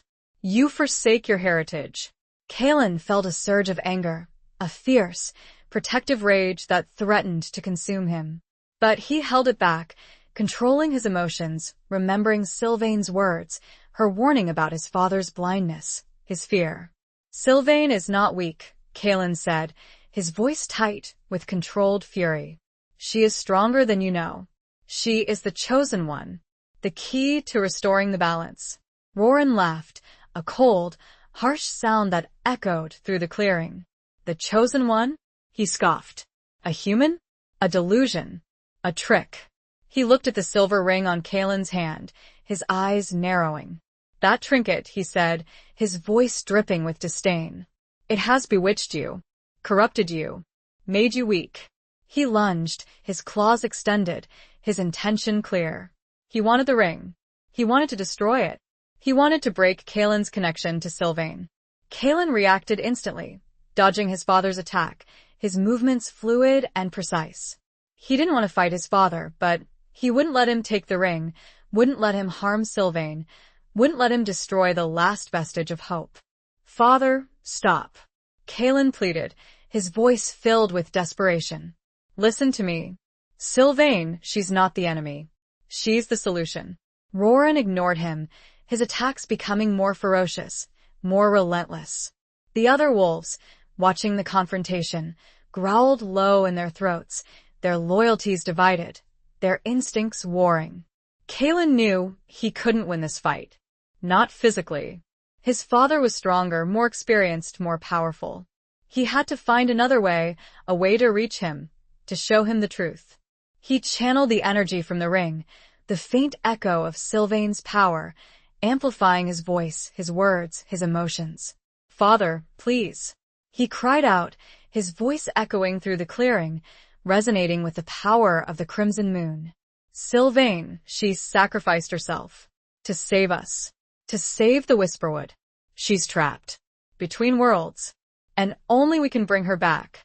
He held up the ring, the silver gleaming in the crimson moonlight. This is not a trinket," he said, his voice filled with emotion. "It's a bond, a connection, a promise of love, a promise of hope, a promise of a future together." His words, amplified by the ring and the crimson moon, seemed to penetrate Roran's rage, his stubbornness, his fear. The older wolf paused, his attack faltering, his eyes flickering with uncertainty. Kaelin seized the opportunity, pressing his advantage. "The prophecy, father," he said, his voice pleading. "The ancient pact. The balance, it's all real. Sylvain, she's the key. And we are the guardians. We must work together. To restore the balance. To save her. To save ourselves." Roran stared at him, his expression unreadable, his body trembling slightly. The crimson moon, hanging high in the sky, bathed the clearing in its eerie light, revealing the conflict, the doubt, the pain, etched on his face. Then Roran collapsed. Chapter 17. The Ritual of Binding. Roran's collapse was sudden and unexpected. One moment he stood there, a towering figure of lupin power, his eyes blazing with conflicted emotions. The next, he crumpled to the ground, his massive form shaking, his breath coming in ragged gasps. The surrounding wolves, stunned into silence, watched their leader with a mixture of fear and confusion. Kaelin rushed to his father's side, his own anger and resentment momentarily forgotten in the face of this vulnerability. He knelt beside Roran, his hand reaching out to touch the older wolf's heaving flank. "Father? What is it?" What's wrong?" Kaelin asked, his voice filled with concern. Roran's eyes, no longer glowing with feral intensity, but dimmed with pain and regret, met Kaelin's. He struggled to speak, his voice a hoarse whisper. "The moon," he gasped. "The crimson moon, it shows the truth," he coughed, a deep, racking cough that shook his entire body. Kaelin felt a surge of pity for his father, for the proud, stubborn wolf who had been blinded by fear and tradition, who had lost his way. "The truth, father?" Kaelin prompted gently, his hand still resting on Roran's fur. "What truth?" Roran closed his eyes, his body trembling. "The pact," he whispered. "It was real, Lyra Alaric. They loved each other, they sought balance." He opened his eyes again, his gaze fixed on Kaelin, his expression filled with a profound sadness. "I was wrong," he said, his voice barely audible. "I let fear control me, I betrayed their memory." Kaelin felt a wave of relief wash over him, a sense of hope that his father, finally, after all this time, had seen the truth, had accepted Sylvain. "It's not too late, father," Kaelin said, his voice firm. "We can still restore the balance. We can still bring Sylvain back." Roran nodded weakly, his body still shaking. "The ring," he whispered. "It holds her essence, the veil, it can be breached." He looked at Kaelin, his eyes pleading. "Help me," he gasped. "Help me make amends." Kaelin, his heart filled with a mixture of compassion and determination, nodded. "I will, father," he said, his voice unwavering. "We will do it together." With the help of the other wolves, Kaelin moved Roran to the center of the clearing, beneath the crimson moon. The wolves, sensing the shift in their leader, their own hearts touched by the power of the celestial event, gathered around, their animosity replaced by a sense of unity. Kaelin, guided by Sylvain's faint whispers from within the ring, began to prepare for a ritual of binding, a ritual of restoration. He instructed the wolves to gather specific herbs, to arrange stones in a particular pattern, to chant ancient words. The crimson moon, hanging high in the sky, bathed the clearing in its eerie light, amplifying the power of the ritual, strengthening the connection between the worlds, thinning the veil. Kaelin placed the silver ring in the center of the stone circle, the metal gleaming in the crimson moonlight.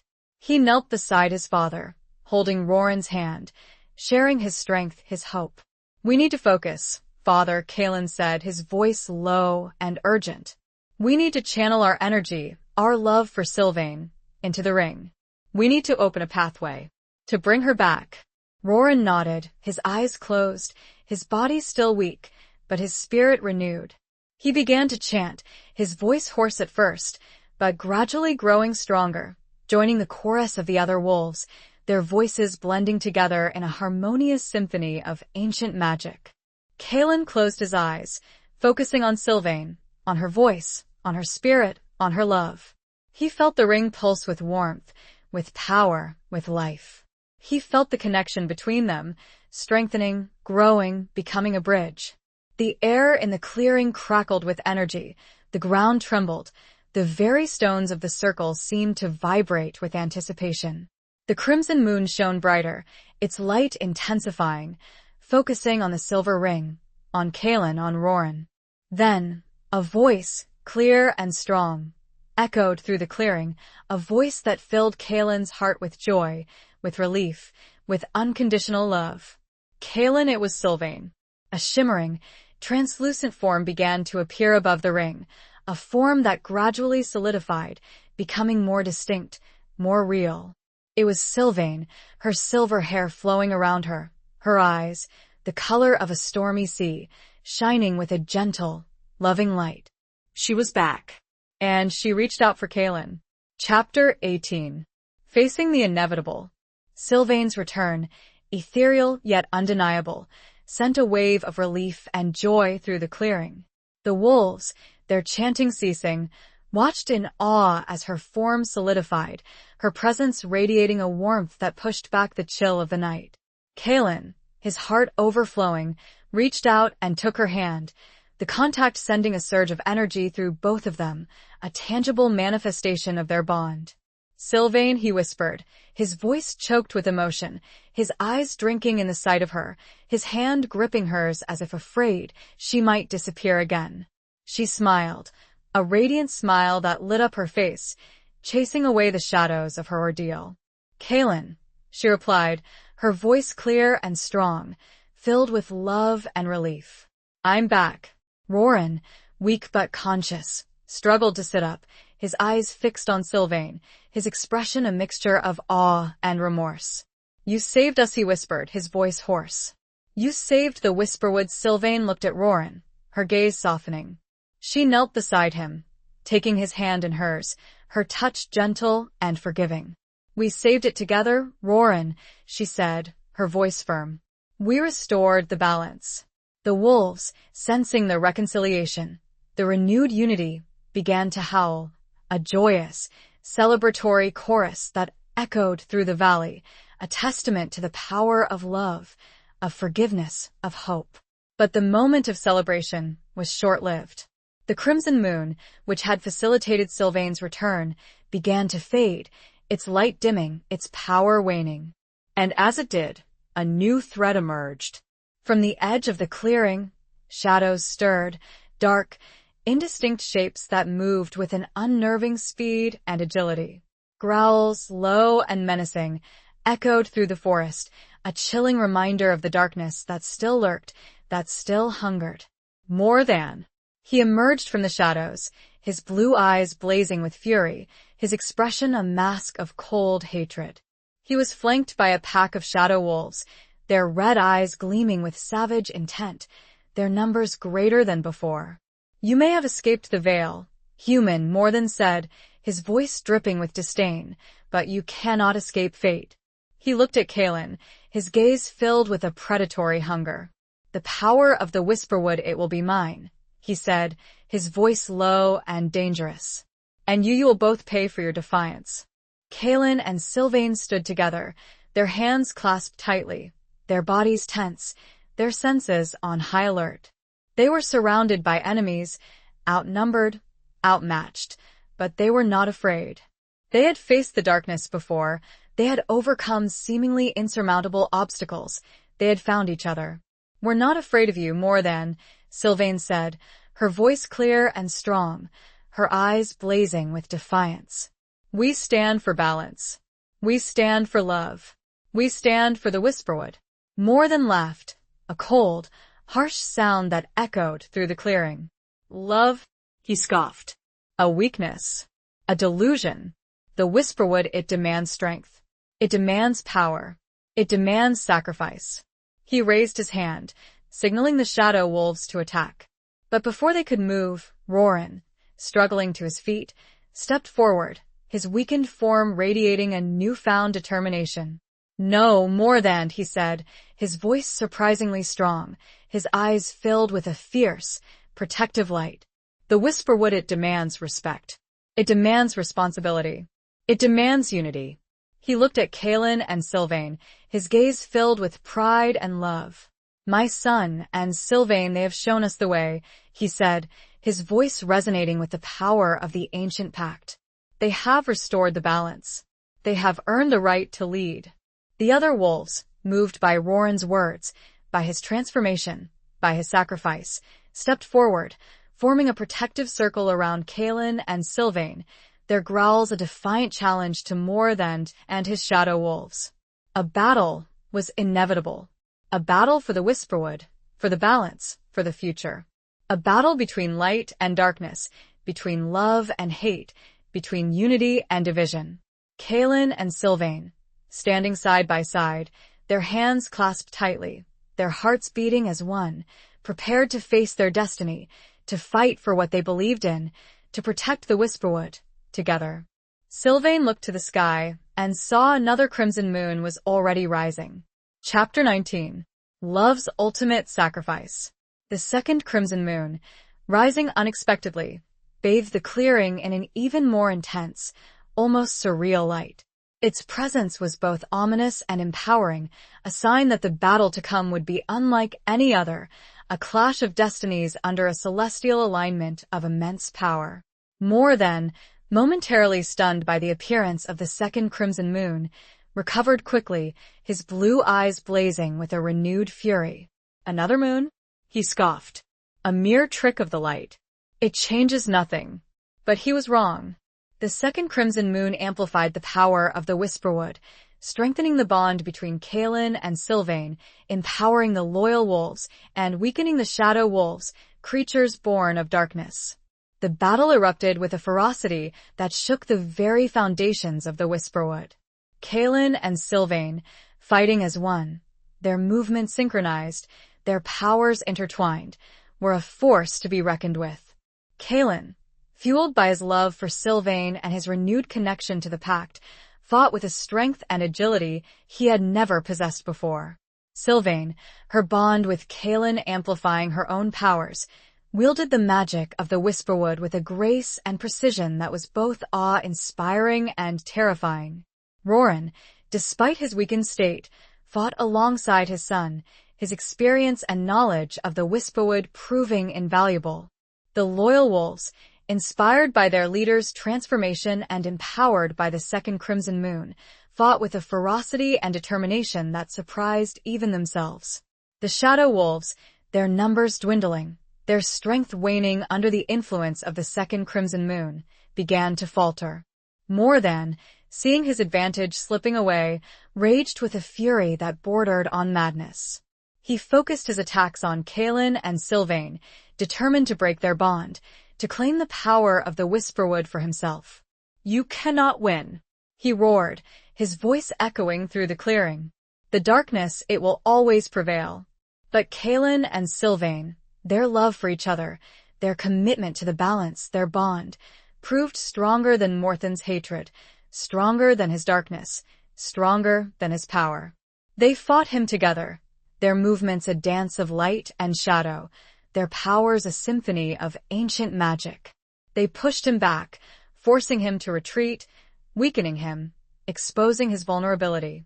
Then, Morthan, desperate and enraged, unleashed a final, devastating attack. He channeled all his remaining power, all his hatred, all his darkness, into a single, focused blast aimed directly at Sylvain. Kaelin, seeing the attack coming, reacted instantly, instinctively. He threw himself in front of Sylvain, shielding her with his body, taking the full force of Morthan's blast. He cried out in pain, his body convulsing, his golden glow flickering and dimming. Sylvain screamed, her heart shattering, her world collapsing around her. Morthan, seeing his opportunity, laughed triumphantly. "Fool," he sneered. "You sacrificed yourself for nothing." But he was wrong. Again. Kaelin, his body weakened, his spirit wounded, but his love for Sylvain unbroken, used his remaining strength to channel the energy of the second Crimson Moon, the power of the Whisperwood, the bond they shared, into one final, desperate act. He reached out and touched Morthan, his fingers glowing with a blinding white light. Morthan screamed, his body contorting, his form flickering, his essence dissolving. The darkness that had consumed him, the power he had coveted, the hatred he had embodied, vanished, leaving behind only emptiness. The Shadow Wolves, their master gone, their connection to the darkness severed, whimpered and fled, disappearing into the shadows of the Whisperwood, their thread extinguished. Silence descended upon the clearing, a silence broken only by Sylvain's sobs and the faint, rhythmic pulsing of the second Crimson Moon. Sylvain knelt beside Kaelin, cradling his head in her lap, her tears falling onto his face. He was fading, his golden glow extinguished, his body growing cold. "Kaelin, no," she whispered, her voice choked with grief, her heart breaking. "Please don't leave me." He opened his eyes, his gaze, filled with love and peace, met hers. He smiled, a weak, faint smile that tore at her soul. "I love you, Sylvain," he whispered, his voice barely audible. Always his eyes closed. His breathing stopped. His body went still. He was gone. Sylvain screamed, a scream of anguish, of despair, of unbearable loss. She clutched his lifeless body to her, her tears flowing freely, her heart shattered into a million pieces. The second Crimson Moon, its purpose fulfilled, began to fade, its light dimming, its power waning. The Whisperwood, silent and still, mourned the loss of its protector, its guardian, its son. But even in her grief, even in her despair, Sylvain knew that Kaelin's sacrifice, his love, his ultimate act of selflessness, had not been in vain. He had saved her. He had saved the Whisperwood. He had restored the balance. And she, the chosen one, the last of the Drayton line, the guardian of the pact, would honor his memory, would uphold his legacy, would protect the Whisperwood forever. She looked up at the fading Crimson Moon, her tears still flowing, but her heart filled with a newfound determination, a fierce, unwavering resolve. "I love you, Kaelin," she whispered, her voice echoing through the silent clearing. Always. And then she noticed. The silver ring she wore began to glow. Chapter 20. A dawn of new beginnings. The silver ring, Sylvain's constant companion, her link to Kaelin, her symbol of the pact, began to glow with a soft, ethereal light. It was a familiar light, a comforting light, a light that pulsed with life. But this time it was different. Stronger, brighter, more powerful. Sylvain, her heart still aching with grief, her mind numb with loss, stared at the ring, her tears momentarily forgotten. She felt a warmth spread through her body, a surge of energy, a sense of connection. It couldn't be, but it was. From the ring, a faint whisper, a subtle murmur, a voice that she knew, a voice that she loved, a voice that she had thought lost forever. Sylvain, it was Kaelin's voice. Sylvain gasped, her eyes widening in disbelief, her heart leaping with a mixture of hope and terror. She clutched the ring tighter, her fingers trembling, her mind racing. "Kaelin?" she whispered, her voice hoarse, her breath catching in her throat. "Is that you?" The ring pulsed again, the light intensifying, the voice growing stronger, clearer. "Sylvain, I'm here," Kaelin's voice whispered. "I'm with you." Tears streamed down Sylvain's face, tears of grief, of relief, of unbelievable joy. She looked around the clearing, at the silent trees, at the fading crimson moon, at the lifeless body of Kaelin that lay beside her, and felt a surge of understanding. His sacrifice, it hadn't been the end. It had been a transformation. He had given his physical form, his life, to defeat more than, to save the Whisperwood, to protect her.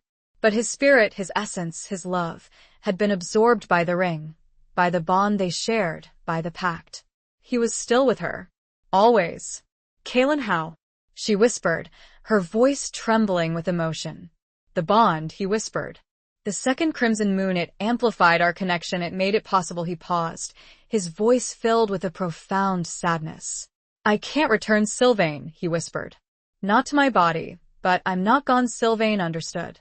He was trapped, not between worlds like she had been, but within the ring, within their bond, within the pact. He was a part of her, a part of the Whisperwood, a part of eternity. She felt a wave of grief wash over her, a grief for the physical loss, for the touch, for the presence of the man she loved. But beneath the grief, she felt a sense of peace, a sense of acceptance, a sense of unconditional love. "I understand," she whispered, her voice firm, her tears still flowing, but her heart filled with a newfound strength. "You're with me. Always." The ring pulsed again, a surge of warmth, a surge of love. She felt his presence, his spirit, his essence, surrounding her, protecting her, guiding her. She looked at the lifeless body of Kaelin, her heart aching with loss, but her spirit filled with gratitude. She knelt beside him, gently closing his eyes, whispering a final farewell. "I love you, Kaelin," she said, her voice clear and strong. "Always. And I will honor your sacrifice. I will protect the Whisperwood. I will live for us both." She stood up, her body weary, her spirit wounded, but her resolve unshaken. She looked around the clearing, at the silent trees, at the dawn that was breaking on the horizon, painting the sky with streaks of pink and gold, a promise of a new day, a new beginning, a new future. The wolves, who had remained silent and still throughout the night, began to stir, their eyes fixed on Sylvain, their expressions a mixture of grief, respect, and hope. Sylvain, the chosen one, the last of the Drayton line, the guardian of the pact, the bearer of Kaelin's spirit, stood tall and proud, her silver hair shimmering in the morning light, her eyes, the color of a stormy sea, filled with a fierce determination and an unwavering love. She raised her hand, the silver ring gleaming on her finger, a symbol of loss, of sacrifice, of unbreakable bonds. "The Whisperwood is safe," she said, her voice echoing through the clearing, resonating with the power of the ancient pact, with the spirit of Kaelin, with the promise of a new dawn. "And it will remain safe. Forever." The wolves howled, a long, mournful, yet ultimately triumphant sound that echoed through the valley, a testament to their resilience, their unity, their hope for the future. A future where humans and wolves, bound by love, by sacrifice, by the ancient pact, would live together in harmony, protecting the Whisperwood, honoring the balance, and remembering the love that had saved them all. The ring shone brightly as the sun crested the horizon. Epilogue. Years passed. The Whisperwood flourished, its ancient magic restored, its balance maintained. Sylvain, her silver hair now as white as the winter snow, remained its guardian, its protector, its heart. She lived a long and fulfilling life, surrounded by the wolves of the Silvermoon Pack, who revered her as their leader, their friend, their family. She never forgot Kalen.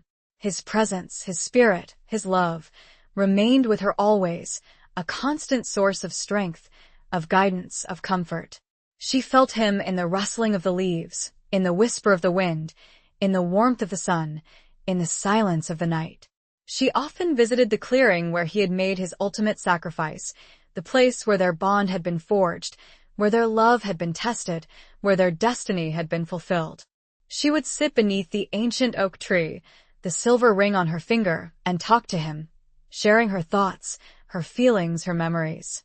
And he would answer, not in words, not in a voice that others could hear, but in the warmth of the sun on her face, in the gentle breeze that stirred her hair, in the unwavering sense of peace that filled her heart. She taught the younger wolves, both human and wolf, about the pact, about the balance, about the importance of unity and respect.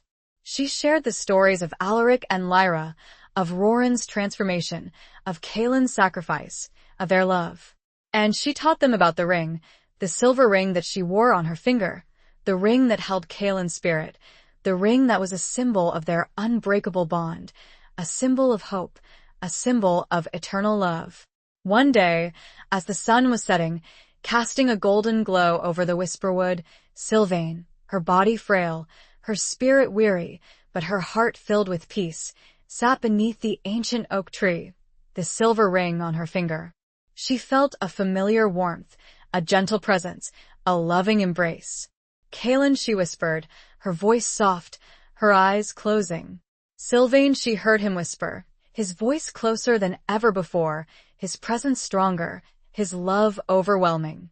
She felt a gentle touch on her cheek, a soft kiss on her lips, a sense of completion. And then she was gone. The wolves, who had gathered around, sensing the shift, howled, a long, mournful, yet ultimately triumphant sound that echoed through the valley.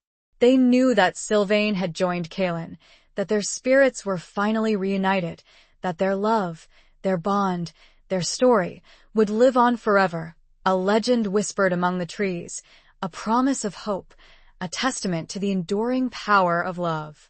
The silver ring, now resting on the ground beneath the ancient oak tree, glowed with a soft, ethereal light, a beacon in the darkness, a symbol of eternal love, a promise of a future where humans and wolves, bound by the ancient pact, would continue to protect the Whisperwood, together forever. The wind carried the scent of earth and blood, and, for the first time in a long while, a very soft and gentle hint of rain. The end.